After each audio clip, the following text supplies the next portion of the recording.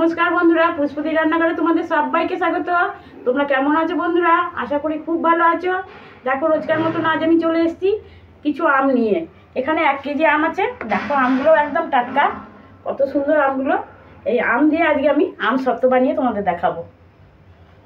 তা আমগুলো আমি প্রথমে ভালো করে ধুয়ে নিয়েছি। এবার আমগুলো আমি ছাড়িয়ে কেটে নেব। কাঁচা আমে আম সত্ত্ব বানাবো। দেখো বন্ধুরা, আমি কেটে একদম ধুয়ে তুলে নিয়েছি। এরকম ছোট ছোট করে খণ্ড করে কেটে নিয়েছি। এবার আমি আমগুলোকে সেদ্ধ করে নেব। তার জন্য তো গ্যাস ধরাতে হবে। এবার আমি গ্যাস ধরিয়ে দিচ্ছি আর একটা কড়াই বসিয়ে দিলাম। কড়াইয়ে দিয়ে দিচ্ছি পরিমাণ মতন জল। এমনভাবে জল দেবো যেন আমগুলো সেদ্ধ হয়ে যাবে আর জলটাও শুকিয়ে যাবে। দেখো, এই পরিমাণে আমি জল দিয়ে দিয়েছি। দেখো, জলটা গরম হয়ে গেছে। এবার আমি আমগুলো ঢেলে দিচ্ছি।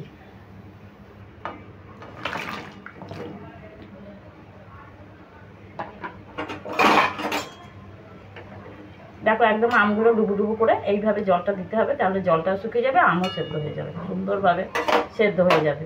এবার আমি একটা ঢাকা দিয়ে 10 মিনিট আমি ঢাকা দিয়ে রাখবো। 10 মিনিটের মধ্যেই আশা করি সেদ্ধ হয়ে যাবে। দেখো, 10 মিনিট হয়ে গেছে। এবার আমি ঢাকাটা খুলে নিচ্ছি আর জলটাও প্রায় শুকিয়ে গেছে। দেখো, আমও সেদ্ধ হয়ে গেছে মনে হয়। দেখো বন্ধুরা, কত সুন্দর সেদ্ধ হয়ে গেছে আর জলটাও কিন্তু আমের গায়ে একদম লেগে গেছে। এই দেখো, আমটা আমি এর মধ্যেই এইটুকুনি সামান্য জল আছে, এতে কিন্তু কোনো অসুবিধা নেই। এইভাবে আমটাকে আমি গলিয়ে নেব। আমি কড়াইতে গলিয়ে নিচ্ছি। দেখো, একদম আমটা গলিয়ে নিয়েছি। এবার আমের গায়ে যাতে কোনো আঁশ টাশ না থাকে তার জন্য আমি একটু সেঁকে নেব। দেখো, আমি একটা মশারির জাল নিয়েছি। এই মশারির জালের মধ্যে আমি এবার আমের পাল্পটা দেব। তার আগে আমি গ্যাসটাকে অফ করে দিলাম।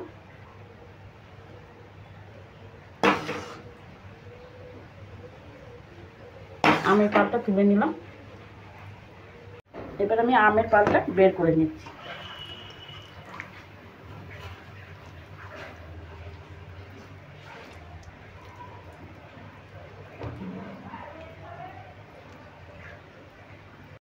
দেখো বন্ধুরা, আমি পাল্পটা বের করে নিচ্ছি। আর দেখো, এটা একদম চিবড়ে, এই যে আঁশ আছে, এটা কিন্তু আম সত্ত্বর জন্য ভালো হবে না।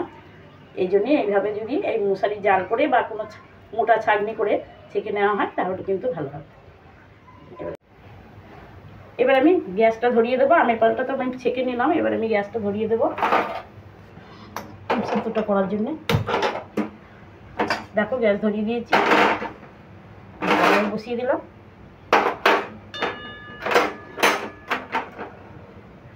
এবার গ্যাসটা মিডিয়াম রাখতে হবে। আমি এই চিনি নিয়েছি, এখানে 600 গ্রাম চিনি আছে। এই আমটার জন্য আমগুলো খুব টক, যেরকম আম টক মিষ্টি থাকবে সেরকম বুঝে কিন্তু চিনিটা লাগবে। আমি এখানে 600 গ্রাম চিনি নিয়ে নিয়েছি। আমি চিনিটা প্রথমে দিয়ে দিচ্ছি কড়াইতে। একটা ক্যারামেল তৈরি করে নেব।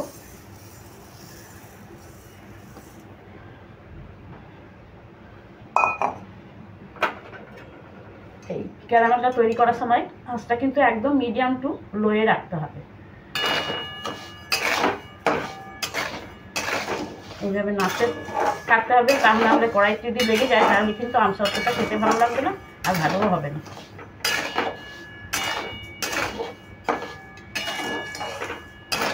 দেখো বন্ধুরা, কত সুন্দর কালারটা এসছে। আর লো টু মিডিয়ামে এই ক্যারামেলটা তৈরি করে নিতে হবে। প্রথমে একটু ঝরঝরে হয়ে যাবে চিনিটা, কিন্তু ভয় করার কিছু নেই। আস্তে আস্তে কিন্তু গলে এরকম ক্যারামেল হয়ে যাবে। দেখো বন্ধুরা, কত সুন্দর কালারটা চলে এসছে। এইবার আমি আমের পাল্পটা দিয়ে দেবো।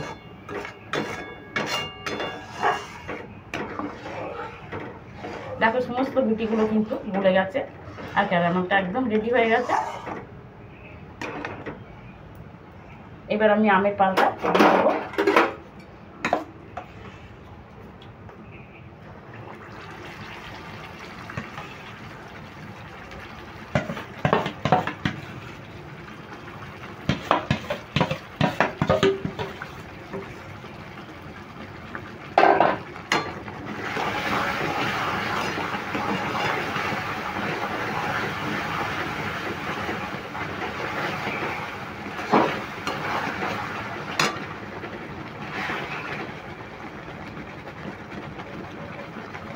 Chilli flakes. এই আমসত্ত্বটা আমি একদম ঝাল মিষ্টি করবো, খুবই ভালো লাগবে খেতে। চিলি ফ্লেক্স দিয়ে দিলাম, দিয়ে দিচ্ছি পরিমাণ মতো নুন।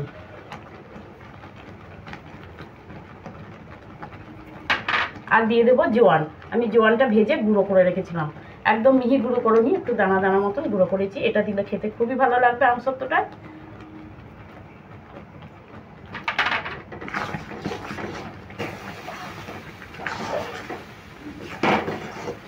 এই কাজটা কিন্তু একদম লো আঁচে করতে হবে।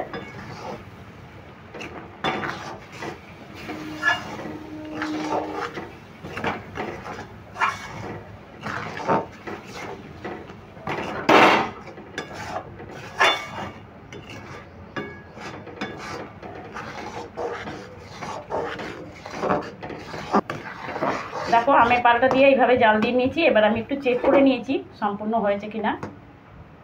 আমি একটা থালায় তেল বুলিয়ে নিয়েছি।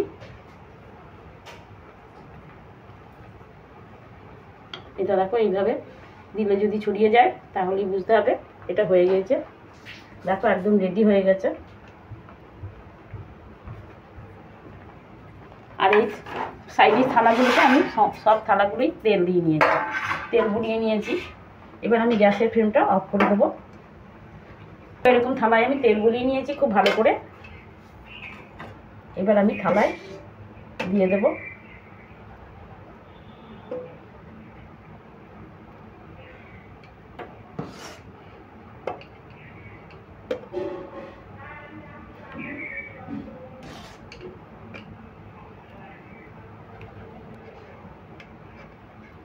এইভাবে ছড়িয়ে দেবো।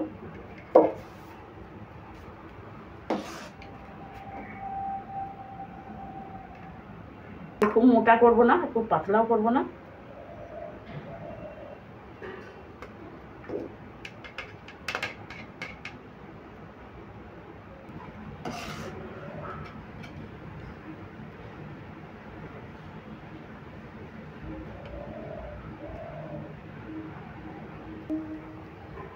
এইভাবে রেখে আমি রোদে শুকোতে দেবো।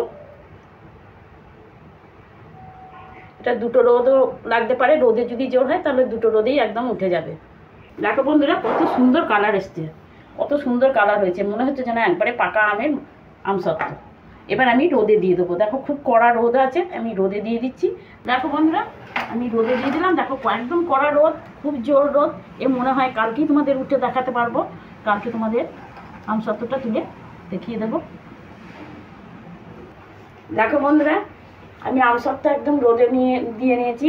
দুটো রোদ লেগেছে, একটা রোদে হয়নি, দুটো রোদ লেগেছে। আর দেখো কত সুন্দর কালার এসছে। এবার তোমাদের দেখিয়ে দিচ্ছি আমসত্ত্বটা কত সুন্দর হয়েছে। এই দেখো এটাও তোমাদের দেখাচ্ছি। এই দেখো এরকম সুন্দরভাবে হয়েছে। এবার আমি পিস পিস করে কেটে তোমাদের দেখাচ্ছি।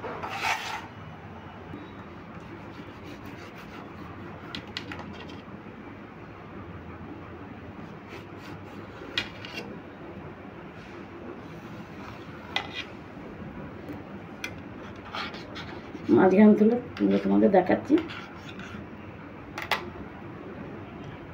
একটু রোল করে নিচ্ছি।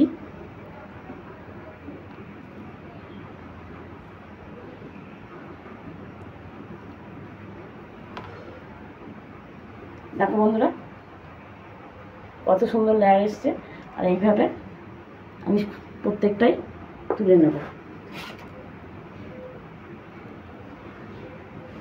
এটাও তুলে নিলাম।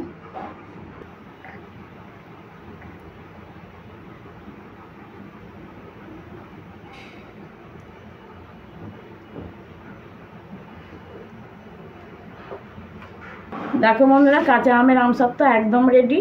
আর দেখো দেখে মনে হচ্ছে একদম পাকা আমের আমসত্ত্ব, কেউ বুঝতেই পারবে না না বললে যে এটা কাঁচা আমের আমসত্ত্ব।